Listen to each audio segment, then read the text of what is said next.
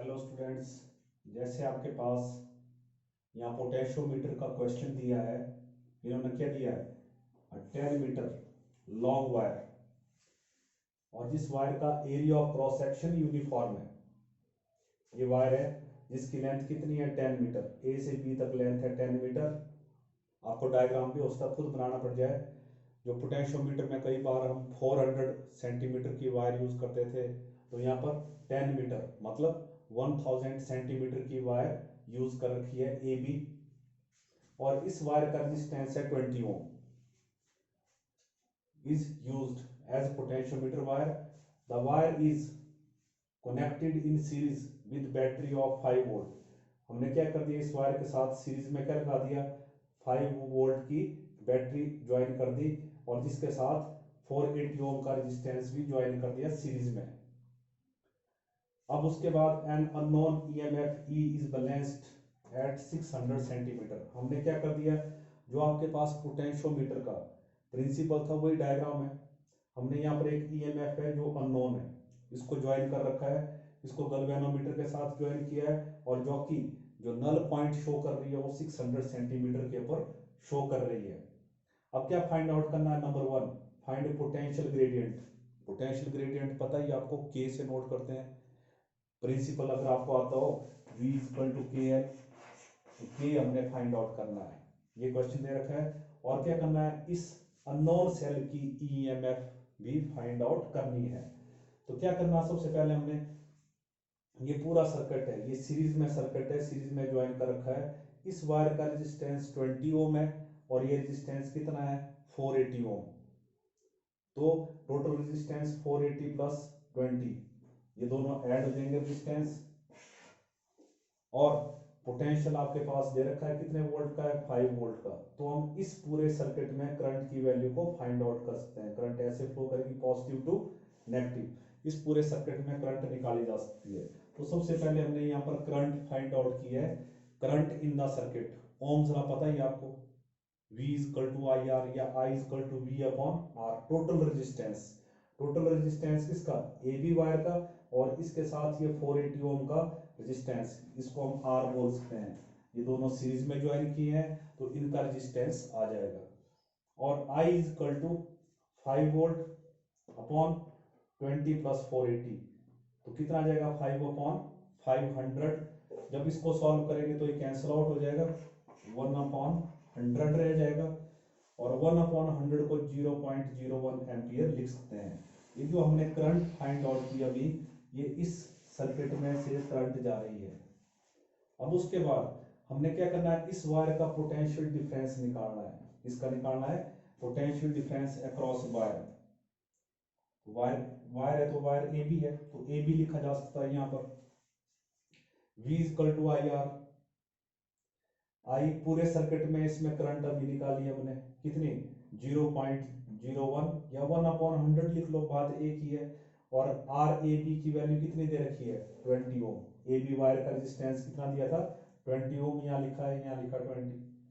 ये cancel out करने पर आपके पास इस ए बी का पोटेंशियल डिफरेंस आ गया कितना 0.2 वोल्ट। अब हमारे पास इस पूरी वायर की लेंथ 10 मीटर दे रखी थी। पूरी वायर की लेंथ कितनी है 10 मीटर, इसके सेंटीमीटर बनाएंगे तो 1000 सेंटीमीटर आ जाएगा। जो मैंने ये फार्मूला बताया था आपको प्रिंसिपल के लिए, इस फार्मूले का यूज करके के की वैल्यू निकाल लोगे, V अपॉन एल। V अभी निकाला था आपने 0.2, और लेंथ कितनी है 10 मीटर मीन्स 1000 सेंटीमीटर। जब इसको कैलकुलेट करोगे तो कितना आ जाएगा 0.002 वोल्ट पर सेंटीमीटर। अब इसके बाद हमने क्या करना था, सेल की ईएमएफ फाइंड आउट करनी थी। सेल की ईएमएफ फाइंड आउट करेंगे अभी हम। तो आपके पास पोटेंशियल ग्रेडियंट एक आंसर आ गया। दूसरा क्या निकालना आपने, वैल्यू ऑफ अननोन ईएमएफ, तो उसको निकालना हमने। तो सेकंड पार्ट के लिए क्या करेंगे हम, E is equal to K L या V is equal to K L, K L dash नाम दे देते हैं इसका नाम। तो E is equal to potential gradient अभी निकाला हर एक सेंटीमीटर के लिए। 1 सेंटीमीटर के लिए इतना पोटेंशियल ग्रेडियंट है तो 2 सेंटीमीटर के लिए इसको 2 से मल्टीप्लाई करो, 10 सेंटीमीटर के लिए पूछा होता तो इसको मैं 10 से मल्टीप्लाई करता, 600 सेंटीमीटर के लिए पूछा तो इसको, ये जो एल डैश है तो इसको हम क्या करेंगे 600 सेंटीमीटर, इसको 600 सेंटीमीटर से मल्टीप्लाई कर देंगे तो कितना आ जाएगा 0.00002 वोल्ट पर सेंटीमीटर मल्टीप्लाई बाय 600 सेंटीमीटर। ये सेंटीमीटर कैंसिल आउट हो गए, इसको सॉल्व करके आप लिख सकते हो 2 अपॉन कितनी जीरो आ जाएगी 4 इंटू 600, ये 2 जीरो से 2 जीरो कैंसिल हो जाएगी, 6 इंटू 2 कितना आ जाएगा 12, 1 2, तो यहाँ पर पॉइंट लग जाएगा 0.12 वोल्ट। तो ये आपके पास अननोन सेल की ईएमएफ की वैल्यू आ जाएगी। तो इस तरीके से हम इस क्वेश्चन को बड़े इजीली सॉल्व कर सकते हैं। स्टूडेंट्स, अब जैसे आपके पास ये नेक्स्ट क्वेश्चन दे रखा है रेजिस्टेंस ऑफ आर ओम का रेजिस्टेंस है ये वाला, ड्रॉज करंट फ्रॉम पोटेंशियोमीटर, इस पोटेंशियोमीटर से करंट को ड्रॉ कर रहा है, निकाल रहा है। The potentiometer has a total resistance of R naught, मतलब पोटेंशियोमीटर की वायर का या पोटेंशियोमीटर में टोटल रेजिस्टेंस कितना है आर नॉट, जैसा डायग्राम में शो कर रखा है। Voltage V is applied to the potentiometer, और यहाँ पर पोटेंशियोमीटर में वोल्टेज V भी अप्लाई कर रखी है। आपने फार्मूला ड्राइव करना है, एक्सप्रेशन फाइंड आउट करना है, किसके लिए voltage fade into the circuit, इस सर्किट के लिए कितनी वोल्टेज फेड हो रही है, कितनी वोल्टेज दी जा रही है जब स्लाइड कॉन्टैक्ट मिडल में हो, कहां पर एसी वायर के मिडल में। तो ये क्वेश्चन है आपके पास, तो सॉल्यूशन करेंगे अभी हम इसका। तो आप देख रहे हो यहां से यहां तक रेजिस्टेंस आर नॉट है, क्योंकि वायर कहां पर है आपके पास स्लाइड कॉन्टैक्ट मतलब जो कि मिडल में है, तो ये रेजिस्टेंस ए से बी तक का रेजिस्टेंस कितना रह जाएगा आर नॉट बाई 2, और आगे वाला भी कितना बच जाएगा आर नॉट बाई 2। तो सबसे पहले हम इन दोनों का क्या निकालेंगे, पैरेलल निकालेंगे। तो क्या बोलेंगे हियर आरपी पैरेलल निकालेंगे, किसका पैरेलल आर और आर नॉट का, तो ऐसे लिख लो चाहे here R naught by 2 is in parallel with R, here R naught by 2,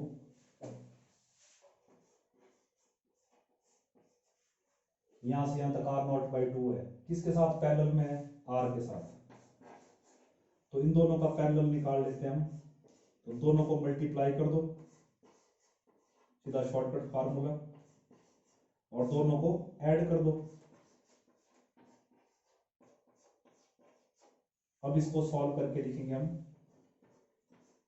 are naught R by 2 upon, यहां पर इसके नीचे 1 है, एलसीएम कितना आ जाएगा 2, आर नॉट प्लस यहां पर कितना 2r हो जाएगा, ये 2 और 2 कैंसिल आउट हो जाएंगे, और आरपी जो आपके पास बचा, क्या बचा RP R naught R upon R naught plus 2r।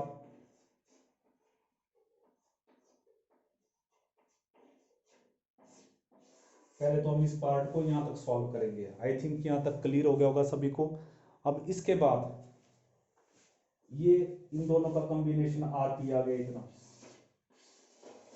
ये आरपी और ये आर नॉट बाई 2 किस में आ जाएंगे सीरीज में, तो क्या लिखेंगे नाउ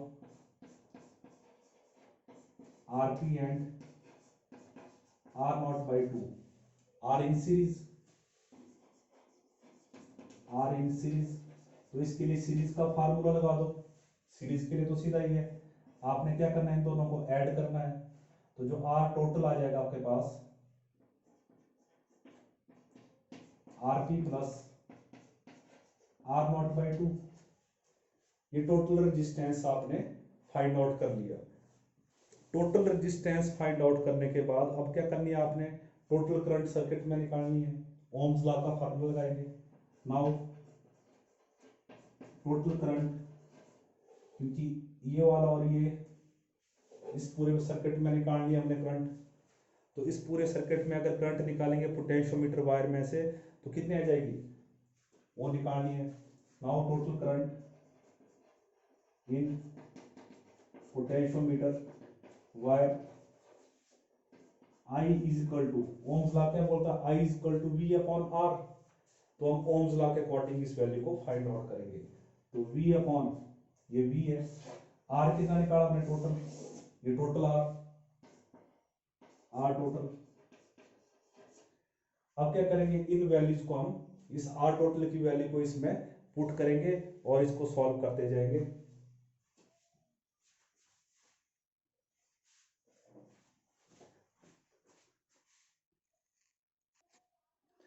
अब इतना करने के बाद अब क्या करोगे आप, I इज इक्वल टू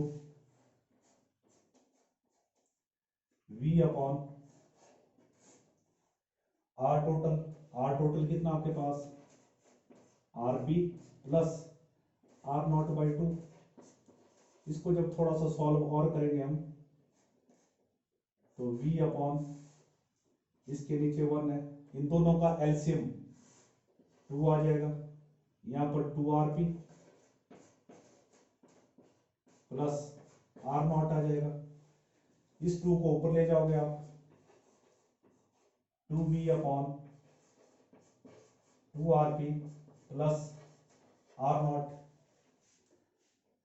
तो यहां तक सॉल्व करने के बाद अब आपने क्या फाइंड आउट करना है, ये लिखा हुआ drive an expression for voltage fade into the circuit. तो इस सर्किट में वोल्टेज कितनी फेड कर रहे हैं आप, उस वोल्टेज को, इस सर्किट में कितनी वोल्टेज दे रहे हैं तो उस वोल्टेज को, क्यों आगे वाली को क्यों नहीं लेंगे हम, क्योंकि इस यहां से लेकर यहाँ इस लेंथ तक, क्योंकि इसने गैल्वेनोमीटर ने जीरो डिफ्लेक्शन शो की मिडिल में, तो इस पोर्शन को नहीं लेंगे। तो हम इतने सर्किट के लिए जो है वोल्टेज फेड के लिए एक्सप्रेशन फाइंड आउट करेंगे। तो क्या लिखेंगे, now voltage fed to the circuit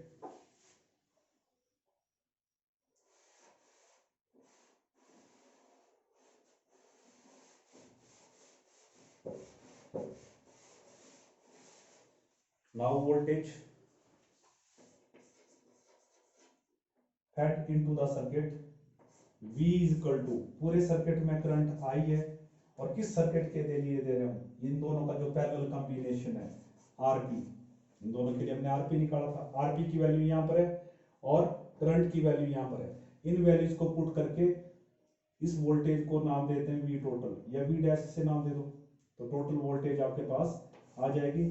तो V dash is equal to, I की वैल्यू है आपके पास 2V upon 2RP plus R naught into में RP की वैल्यू कितनी है, R naught R upon R naught plus 2R। अब इसको सॉल्व करेंगे, यहाँ पर भी RP की वैल्यू पुट करेंगे और इसका सॉल्यूशन हमारे पास आ जाएगा। इसके बाद जब हम यहाँ पर भी RP की वैल्यू को पुट करेंगे यहाँ पर, तो क्या बन जाएगा, देखो it implies V dash is equal to 2V upon 2, RP की वैल्यू है आपके पास R naught R upon R naught plus 2R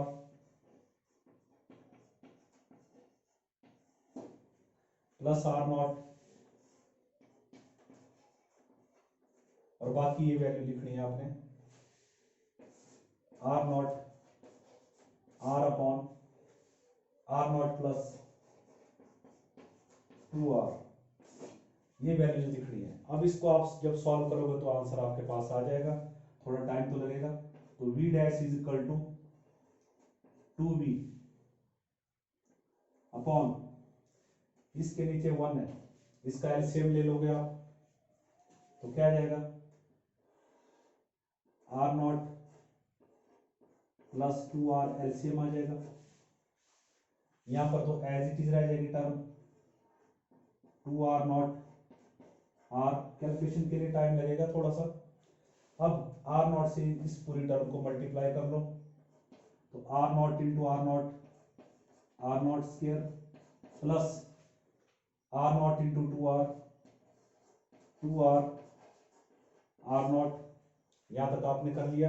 उसके बाद जो अगली टर्म है उसको एज इट इज लिख लो, आर नॉट